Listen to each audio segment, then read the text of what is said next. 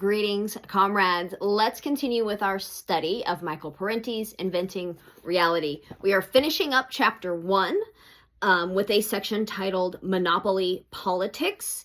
And this is where he gets into third parties and how they are completely left out of the conversation when it comes to electoral politics and when it comes to the media's coverage of electoral politics. The two parties are always given all of the coverage, essentially, where the third parties are neglected. And these parties can't really reach the masses without the media. And, you know, things have changed a little in the 30 years since this book was written with the rise of social media and internet news sources. But we've still seen, even in our more recent elections, you know, Claudia de la Cruz having a hard time reaching people and getting out PSL's message in the most recent presidential election. He talks about Gus Hall and Angela Davis when they ran for president, and how even though their ideas were popular, they were just completely neglected by the media, and therefore voters don't take them seriously, right? If the media isn't taking a candidacy seriously, then how are the people going to take them seriously? He talks about radio talk shows do give them some coverage, and I would say the same is true for podcasts today. But again, it's not the same as being on the big networks. Next subtitle, do the media manage our minds? And talking about how these ideas that we develop are still dictated by the dominant political culture. At the time this book was written, media credibility was looked at about 80 to 87%. It is much lower nowadays. He talks about how the media manufactures consent for war. And I mean, we've seen that over and over in our lifetimes, you know, from when this book was written, with like Desert Storm all the way through, obviously, the invasion of Iraq, the occupation of Afghanistan, and then more recently, the way that people just like knee-jerk support this, what's going on in Ukraine, and are so happy to send them more weapons to keep this going because the media tells them that they should, not to mention the consent that has been manufactured for the genocide in Gaza. So the media telling people who to fear or hate, right? And that is usually also based on racism as well as classism.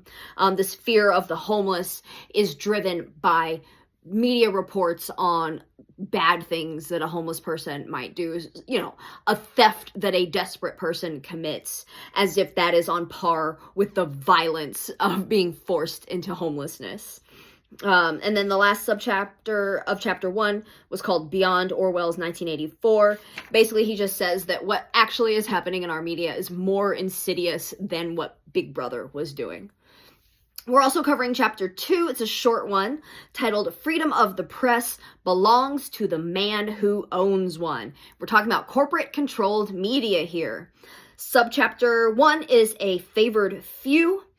This corporate consolidation of the media was able to happen because a 1985 FCC rule that changed, allowing for this media consolidation. And we see that today with things like Sinclair Broadcasting buying up all of these local news channels and like homogenizing the stories that come out of those channels. Second subchapter, interlocking control.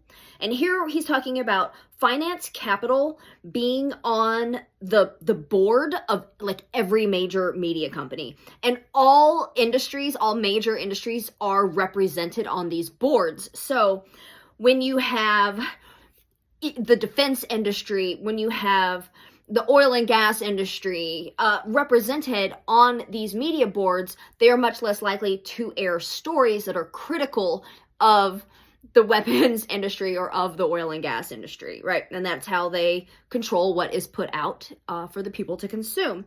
And then the last one here is many voices, one chorus. And essentially here we're talking about, because of this corporate control of media, nothing of substance is even really coming out.